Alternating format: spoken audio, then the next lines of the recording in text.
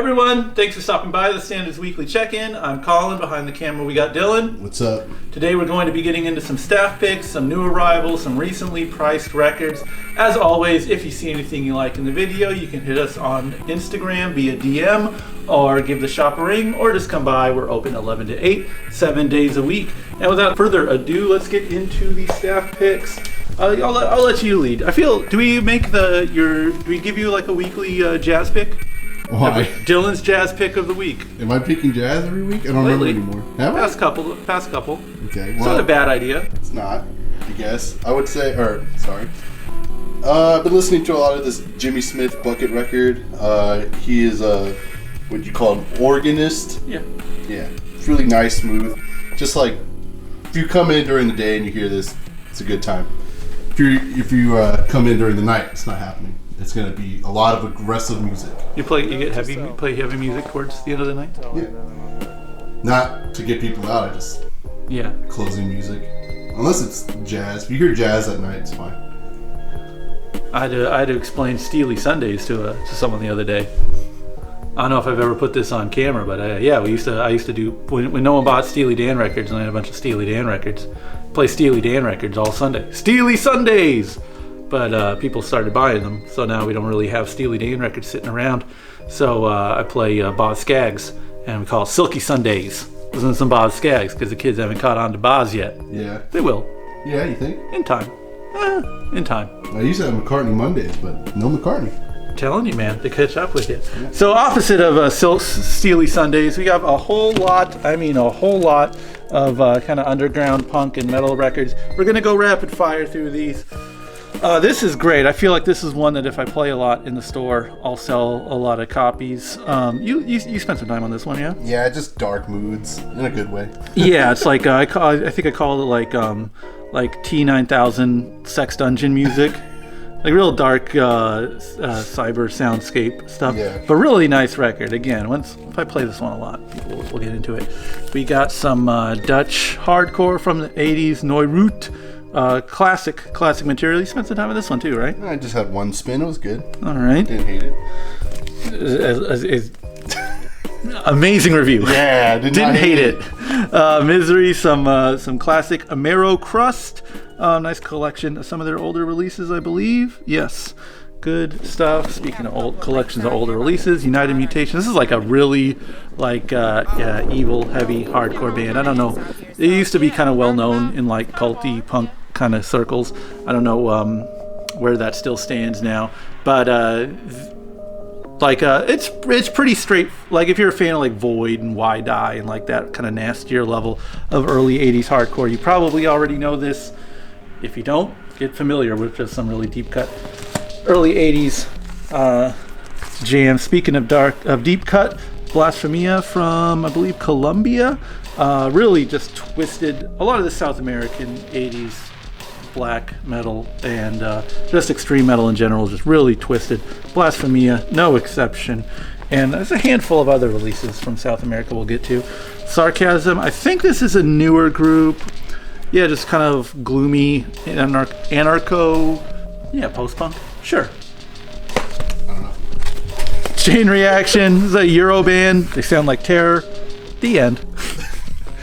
Speaking of Euro bands, very end of the opposite end of the spectrum. This is Dodstomped from Norway. And Norway, I have a special love for like Norwegian hardcore. I don't think it really quite gets. There's not a lot of it, so I don't think it's talked about as much as like Sweden or Italy or Finland or countries from the 80s that had kind of bigger or more prolific scenes rather, but the records that did come out of Norway are amazing. Probably like So Much Hate and Kafka Process are like two of my favorites. And I had to get into the 90s life but how to live it, but that's a very different kind of scene. The sort of connecting thread with a lot of Norwegian bands is at the very a little bit more melody. It's like melodic hardcore. Like it is still definitely in that like conflict, subhumans kind of vein, but with like a healthy dose of melody. And Dodstomped are no exception. This is a collection of their '94 single, which is really great, and then some of their newer stuff as well. So a bit of a discography of sorts. The newer band, Nusrat, very heavy for like, I guess that like Nails realm of like heavy death metal-ish, hardcore-ish death metal, big fusion of heavy sounds. Noose rot just sounds like you just took two scary sounding words and put them together.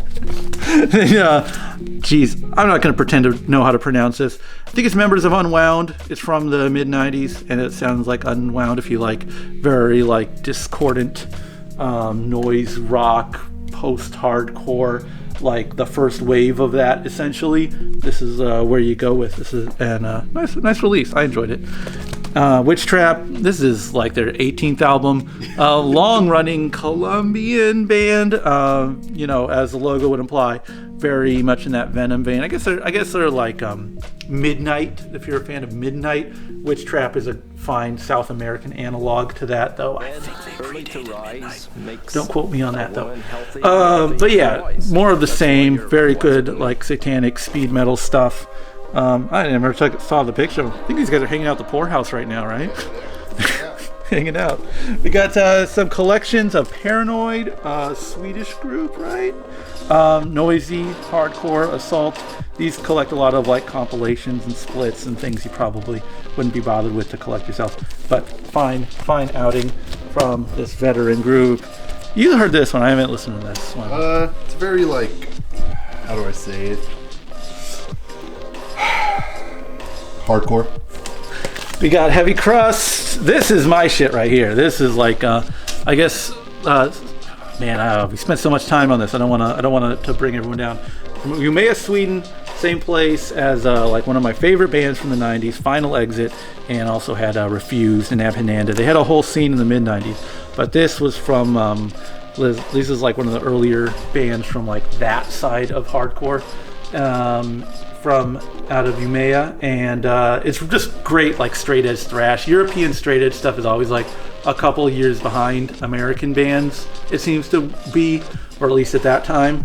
And so like imagine like that 87 like Unit Pride or like Last Option, just really fast thrashy. The first Upfront LP, that really early, just like youth crew-ish, but more just like straight edge thrash, man. And this is a great collection of some demos. I'd never heard this stuff before, and I've been like obsessed with this music forever. So like either I've been sleeping or they have done a really great job unearthing some obscure tracks, but amazing stuff. I don't know if anyone else is gonna dig this, but I love it a lot. We got some Polish, I would call it like somewhere in that you got death, you got doom, you got black metal, and this is like somewhere in the middle of all that very heavy stuff, but with a decent recording. Here's from some Venezuelan black metal, pretty rough recording but manageable, not totally unlistenable. Cool, I liked it, I enjoyed it, very challenging, I guess I would say. And some Heavy Crust from Japan in the early 90s. This is an amazing collection. They've had a lot of like singles and comps and stuff, so to have it all in one place, I would have maybe tweaked the sequencing a little, but it's still really amazing collection. These guys were never at the top of my like tier of Japanese records from the 90s, but listening to it now, it's so good. Like if you're a fan of like SDS or that like metallic anti-sect style of crust, this is how hard it is to find a lot of that, and this is a fine serving of that. And lastly, we got Stargazer. This is a record I'm really into. I have a band I've kind of been like, I always check out their records when they come out, and they're really nice. To me, it's like if you took like progressive death metal or technical death metal, but which is what it is, but I like it because it doesn't sound like a band trying to be a progressive or technical death metal band. It sounds almost as if you like start with like Death's individual thought patterns, and like really to me where the Human and that kind of like era where like a lot of that whole genre is built on essentially, but maybe more backtracked and took from the influences that influenced those records, you know what I mean? So there are a lot of like prog rock elements and like jazz fusion elements, and then like, and of course like death metal, but it's coming together in a really interesting way. I find the records, every time I put on a Stargazer record, I'm like, this is so good. not your cookie cutter death metal. That's still really extreme and uncompromising. Stargazer is a great band, so we'll give that a recommendation. I'm like out of breath. Is that a lot of words? Yeah. But you know what that means. Time to flip through. Yeah. Okay, let's get to the flip through.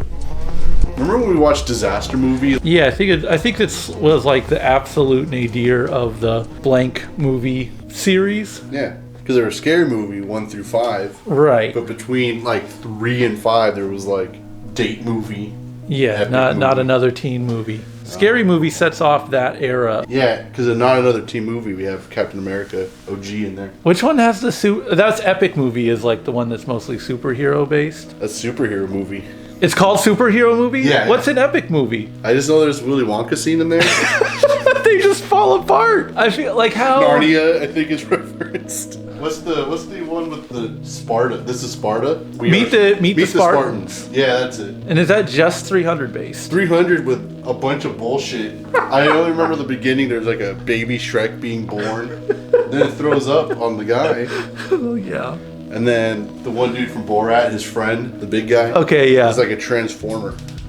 Those are wild. When art is so mediocre, any medium essentially, is the person making it like just so beyond cynical and jaded? Yeah, I feel like you have to be evil to write something like that, because you can't be making it because you think it's good. Yeah. Like you're not like, oh, this is funny. You're just like, this is profitable. This will make money. But well, how fucking cynical towards humanity can you possibly be? Where you're like, ha ha ha. Yeah, I don't know, throw in Borat, why not? The whole joke is that these things exist, that's it. Yeah, it's insane. Like, if you watch Disaster Movie, we counted the seconds of in between all the references. It feels like they just watched the trailer and was like, all right, here you go, trailer. I feel like at those times, like, those movies were made for me in terms of the generation I was in. Right. Which was like snotty, like middle school, like just stupid humor. I'm gonna go ahead and call it, like, I think Epic or Date Movie was out. Yeah. And like, I was like, all right, these are funny, I'm good. I like these films. And then like 08 happens, and I think that's when Meet the Spartans happened. And I remember like watching it and being like, oh, I am officially too old to care about any of this. They alienated their fan base. It's like, these movies are now bad. And that's all we got today. Thanks for watching. No YouTube comments this time around, but if you have any questions you would like to hear answered, or just any comments you would like to see addressed on next week's video, leave a comment on the YouTube down below. This is so corny to do this, but I'm doing it. You know, comment down below, and we'll answer it next week. Thanks again for watching. Bye.